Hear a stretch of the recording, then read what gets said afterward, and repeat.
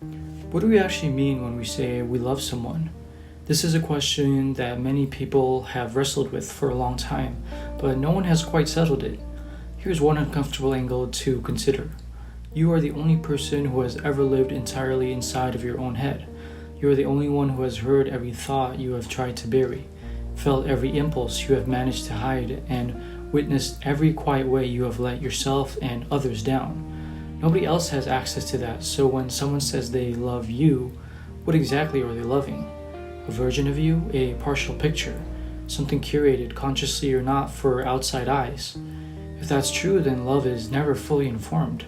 It's always to some degree built on incomplete information. My name is Rio, and in the spirit of open inquiry, I want to explore some of the assumptions we rarely question, not to arrive at a definitive answer, but to sit with the discomfort of not knowing. This is on the ethics of love. And here is where it gets harder.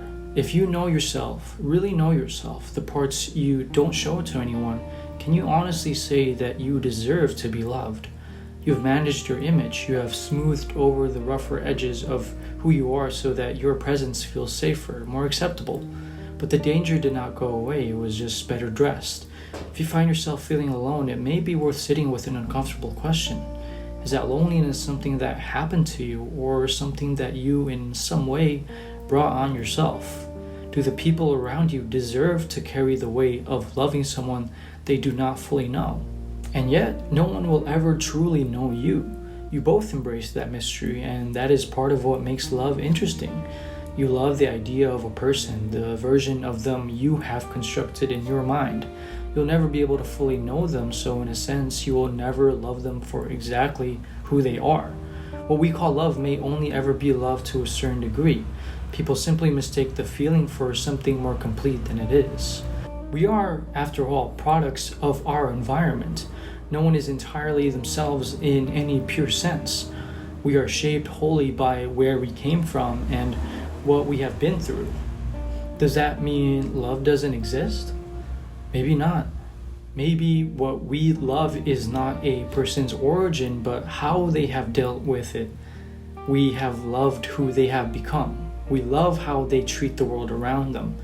Love then is not a fixed thing. It is not built on appearance or personality or circumstance.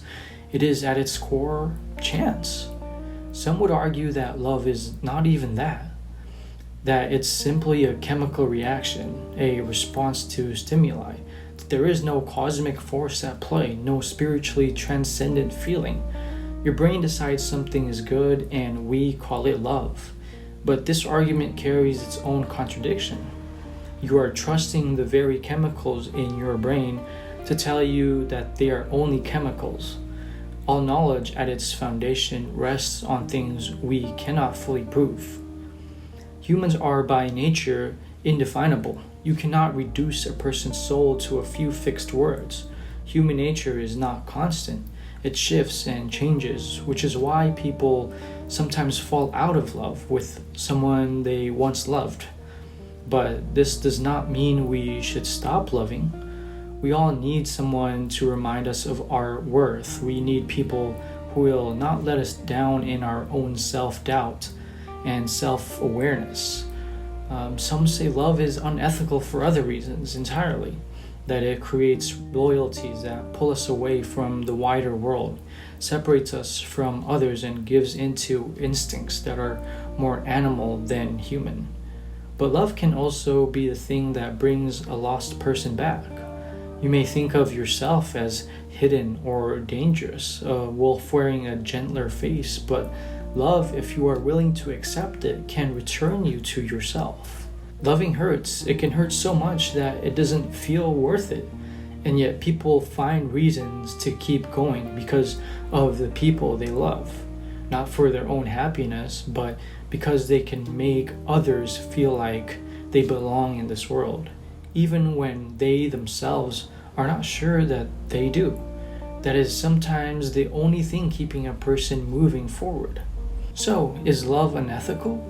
Love can be, but I don't believe love itself is inherently wrong. No one is fully knowable, not even to themselves. But love is not always about complete understanding. It is about presence. It's about recognizing someone and choosing them anyway. You are not unlovable simply because you are complex or flawed or hidden. The self that watches, the quiet, constant part of you beneath all the noise, that part is real, and it is worth knowing, even if imperfectly.